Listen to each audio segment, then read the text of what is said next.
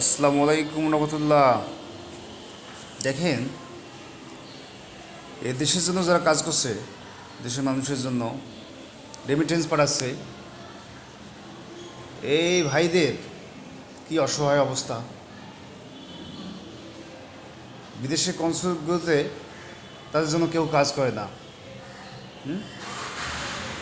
তো বিদেশে ভাই, বিদেশে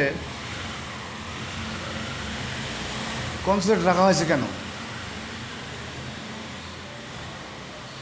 তারা কি সাহায্য পাবে না তাদের কাছ থেকে?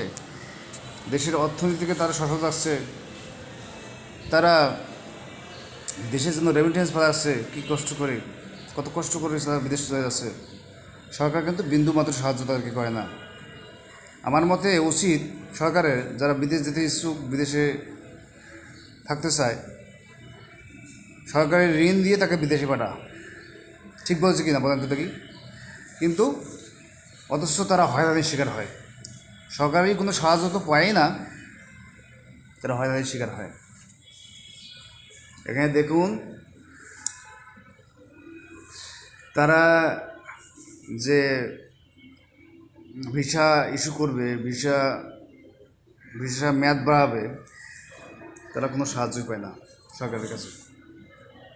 অথচ সরকারি কর্মকর্তারা প্রত্যেকটি অনেক দেশেই আছে,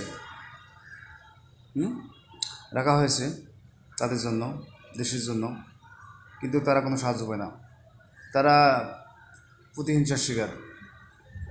তাদের সাথে সরকার বাটপারি সিটারি করে, তাদের সম্পদ ভ্যাট ট্যাক্স নেয় ব্যাংকে যখন পাঠায়, অথচ তাদেরকে সাহায্য করে না এই চোরেরা। বেশি করে এই 15 বছরে এই হাসিনা মাগি, এই মাগির কাছ থেকে যে আচরণ পেয়েছে মানুষ, বেশি করে অত্যাচারিত হয়েছে এই রেমিটেন্স যোদ্ধারা। তাদের সাথে অন্যায়ভাবে তাদের কাছ থেকে সম্পদ লুটে নিয়েছে, তাদের কাছ থেকে তারা হয়রানির শিকার হয় বন্দরগুলোতে। তারা কোনো সাহায্য সহযোগিতা না, তাদের উপর হ্যাকার লাগাই দেওয়া হয়েছে। এগুলো দিয়ে এই মাগি হাসিনা এই রেমিটেন্স যোদ্ধাদের হয়রানি করেছে। এগুলো মনে থাকবে, পুরো আল্লাহ আছে। মানুষের অত্যাচারের কারণে, মানুষের গজবের কারণে আল্লাহ তাকে নামিয়ে দিয়েছে। লক্ষ লক্ষ মানুষকে হত্যা করেছে এই মাগি, আল্লাহ সেটা কেউ জানে না, কোনো প্রমাণও রাখেনি। লক্ষ লক্ষ কোটি টাকা পাচারও করেছে, শুধু খুন করেনি। এ